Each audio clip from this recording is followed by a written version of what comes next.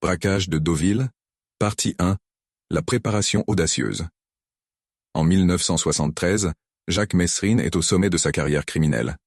Déjà célèbre pour ses braquages et ses évasions spectaculaires, il décide de frapper fort en s'attaquant à une grande bijouterie située au cœur de Deauville, une station balnéaire prisée par l'élite. Pour ce coup, il s'entoure d'un complice de confiance. Ensemble, ils passent des jours à observer la bijouterie, notant les horaires, les mouvements des employés et la fréquence des patrouilles policières. Mérine, perfectionniste, élabore un plan détaillé, entrer rapidement, neutraliser les employés, vider les vitrines et s'éclipser avant l'arrivée des forces de l'ordre. Mais pour Messrine, un braquage n'est pas qu'une simple opération de vol, c'est une démonstration de son audace et de son ingéniosité. Il choisit un jour où Deauville est particulièrement animée, profitant de la foule pour masquer leurs mouvements. Dans leur planque, les deux complices préparent leur matériel, armes, sacs pour transporter le butin, et vêtements de rechange pour se fondre dans la masse après le coup.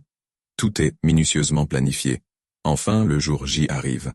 Messrine, calme et sûr de lui, donne les dernières instructions à son complice.